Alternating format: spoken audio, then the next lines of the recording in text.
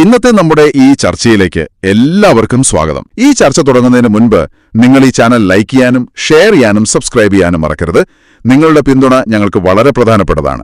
അപ്പോൾ ശരി, നമുക്ക് വിഷയത്തിലേക്ക് കടക്കാം. എന്റെ പ്രിയ കൂട്ടുകാരൻ, സുന്നത്ത് ജമാഅത്തിന്റെ കാര്യങ്ങളിൽ അൽഹംദുലില്ലാഹ് സജീവമായി അവിടുത്തെ സമയങ്ങൾ ദീനിന് വേണ്ടി ചെലവഴിക്കുന്ന ഒരു വ്യക്തിത്വമാണ്. അതുകൊണ്ട് എന്റെ പ്രിയപ്പെട്ട മുഅ്മിനീങ്ങളോട് മുഅ്മിനാത്തുകളോട് ഓർമ്മപ്പെടുത്തുന്നു, നമ്മളാൽ കഴിയുന്ന ഒരു ചെറിയ സഹായം അക്കൗണ്ടിലേക്ക് നിങ്ങൾ എത്തിച്ചു കൊടുക്കണം. നിങ്ങൾ നൽകുന്ന സ്വാലിഹായ സ്വതക്ക അള്ളാഹു നാളെ ദുനിയാവിലും ആഖിറത്തിലും വലിയ ഫലമുള്ള സ്വതക്കയായി അള്ളാഹു കബൂൽ ചെയ്യട്ടെ.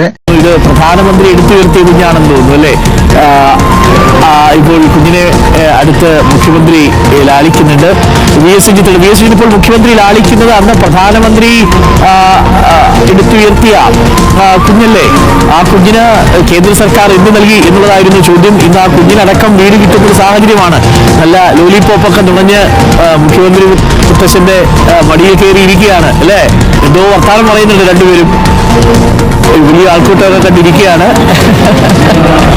അവിടെത്തോ കഴിക്കുന്ന തിരക്കിലുമാണ് ഡോക്ടർ. തീർച്ചയായിട്ടും നൈസമോളെയാണ് ഇപ്പോൾ മുഖ്യമന്ത്രി മടിയിൽ ഇരുത്തിയിട്ടുള്ളത്. നൈസമോളെ നമുക്ക് എല്ലാവർക്കും അറിയാം, പ്രധാനമന്ത്രി തലോടിയ കുഞ്ഞാണ്. ആ കുഞ്ഞിനെ ഇപ്പോൾ വേദിയിലേക്ക് മുഖ്യമന്ത്രിക്ക് ഒരു റോസാപ്പൂ പനിനീർപ്പൂ കൊടുക്കാൻ വേണ്ടി വേദിയിൽ എത്തിക്കുന്നു. മുഖ്യമന്ത്രി ആ കുഞ്ഞിനെ മടിയിലിരുത്തി ലാളിച്ച ആ റോസാപ്പൂ ഏറ്റുവാങ്ങുകയും ചെയ്യുന്നുണ്ട്. അദ്ദേഹം ഒരു പുഞ്ചിരി അദ്ദേഹത്തിന്റെ മുഖത്ത് കാണാം.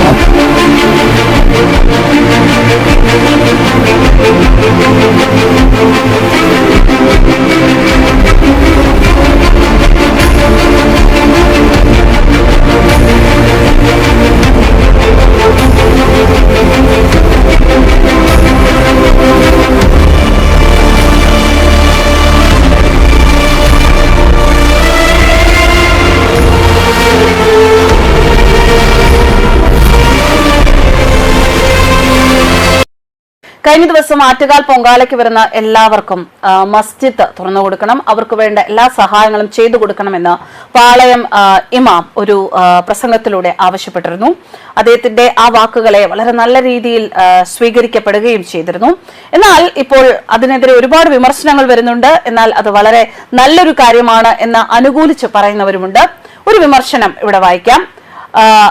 ഭാസ്കരൻ നായർ അച്ഛൻ അദ്ദേഹത്തിന്റെ ഫേസ്ബുക്ക് പേജിൽ കുറിച്ച ഒരു കുറിപ്പാണിത്. പാളയം ഇമാമിന്റെ പ്രഭാഷണത്തോട് എനിക്കും വലിയ യോജിപ്പൊന്നുമില്ല. കാരണം അതിങ്ങനെ കൊട്ടിഘോഷിക്കേണ്ട കാര്യമൊന്നുമില്ല.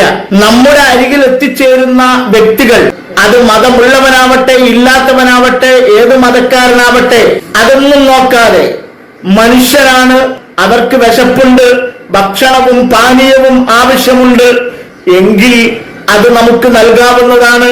അത് പൊങ്കാല എന്ന ഹൈന്ദവരുടെ ആഘോഷങ്ങൾക്ക് വേണ്ടി വന്നതാവട്ടെ വരാത്തവരാവട്ടെ ആരായാലും ശരി, വിശക്കുന്നുണ്ടോ ദാഹമുണ്ടോ വെള്ളവും ഭക്ഷണവും കൊടുക്കൽ ഓരോ മനുഷ്യരുടെയും, പ്രത്യേകിച്ച് മുസ്ലിമീങ്ങളുടെ ബാധ്യതയാണ്.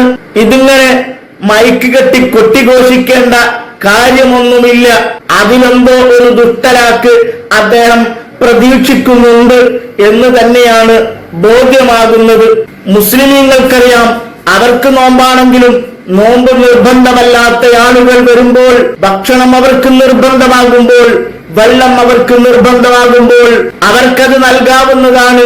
അതിങ്ങനൊരു പ്രചരണ പരിപാടിയായി അത് സോഷ്യൽ മീഡിയയിലും അല്ലാതെയും ചർച്ച ചെയ്യപ്പെടേണ്ട കാര്യവുമില്ല. കാരണം ഇന്നും ഇന്നലെയും തുടങ്ങിയതല്ല മുസ്ലിം സമുദായം ഈ പരിപാടി. പാളയം പള്ളി ഉൾപ്പെടുന്ന സ്ഥലം തൊട്ടടുത്തുള്ള ഗണപതി ക്ഷേത്രത്തിന്റെ വസ്തുവാണ് എന്ന സംസാരവുമുണ്ട്. ഇനി നഗരസഭ ഇതിനെതിരെ കയ്യേറ്റത്തിനെതിരെ നടപടിയെടുക്കാൻ ശ്രമിച്ചാൽ നോമ്പുകാലമായിട്ട് മതസൗഹാർദ്ദം നിലനിർത്താൻ സ്വന്തം പള്ളി തുറന്നുകൊടുത്ത് ഹിന്ദു അമ്മമാരെ സഹോദരിമാരെ സംരക്ഷിച്ച മനോഭാവമുള്ള മതേതര തങ്കപ്പെട്ട മനസ്സിന് ഉടമകൾക്കെതിരെയാണോ നഗരസഭയെ കേസെടുക്കുന്നത് എന്ന നറേറ്റീവ് ഉണ്ടാക്കാനല്ലേ എന്ന് ഞാൻ വിശ്വസിച്ചോട്ടെ. ഇതാണ് പ്രശ്നം. സ്വന്തമായി ഒന്നും ഉണ്ടാക്കൂല. ആരെങ്കിലും ഉണ്ടാക്കി വെച്ചത് അത് ഞങ്ങളുടേതാണ്, അത് ഞങ്ങൾക്ക് വിട്ടുതരണം എന്ന വർത്താനായിട്ട് വരിക. ഇതിന് മതേതരത്വം എന്നല്ല പറയാ, ഇതിന് വർഗീയത എന്നാണ് പേര്. അതുകൊണ്ട് ആരെങ്കിലും ഉണ്ടാക്കി വെച്ചത് തട്ടിയെടുക്കാൻ നോക്കാതെ, അതിനിങ്ങനെ കഥകൾ മെനയാതെ സ്വന്തമായിട്ട് എന്തെങ്കിലും ഉണ്ടാക്കിയെടുക്കാൻ നോക്ക്. ഒന്നുകൂടി പറഞ്ഞോട്ടെ, അങ്ങ് മതേതരനാണെങ്കിൽ ആദ്യം ആ പള്ളിയുടെ കണക്കായി ആറ്റുകാലമ്മയ്ക്ക് പൊങ്കാല ഇടണം, എന്നിട്ട് ആ പൊങ്കാല സ്വന്തം വിശ്വാസികൾക്ക് കൊടുക്കണം. എന്താ, പറ്റുമോ? അതും വേണ്ട, പൊങ്കാല പായസം കഴിച്ചാലും മതി, പറ്റുമോ?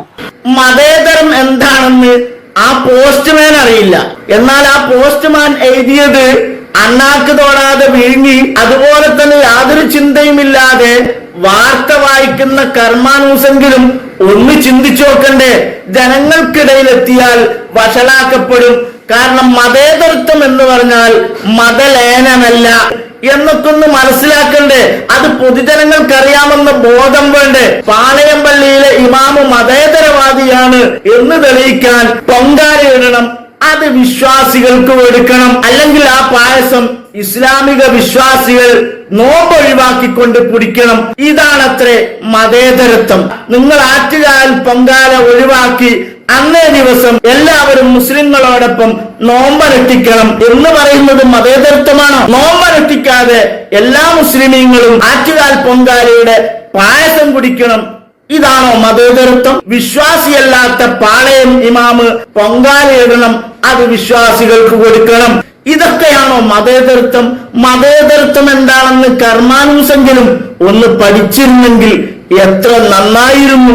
വിശ്വാസികളല്ലാത്തവരോട് മുസ്ലിമീങ്ങൾ നോമ്പനുഷ്ഠിക്കണമെന്ന് പറയുന്നതും വിശ്വാസികളല്ലാത്തവരോട് പൊങ്കാലയിടണമെന്ന് പൊങ്കാലയിൽ വിശ്വസിക്കുന്ന ഹൈന്ദവർ പറയുന്നതും വർഗീയതയാണ്, അത് മതേതരത്വമല്ല. ഇത്തരം വാർത്തകളും വിശേഷങ്ങളും അറിയാൻ ഞങ്ങളുടെ ചാനൽ ഉടൻ തന്നെ സബ്സ്ക്രൈബ് ചെയ്യുക, ലൈക്ക് ചെയ്യുക, ഷെയർ ചെയ്യുക. ജനങ്ങളിലേക്ക് എത്തിക്കണമെന്ന് നിങ്ങൾ ആഗ്രഹിക്കുന്ന വാർത്തകളും വിശേഷങ്ങളും പ്രമുഖരുടെ പ്രഭാഷണങ്ങളും ഞങ്ങളുടെ വാട്സപ്പ് നമ്പറിലേക്ക് അയച്ചു തരിക. നന്മ വളരട്ടെ, തിന്മക്കെതിരെ നമുക്ക് ഒരുമിച്ച് നിൽക്കാം.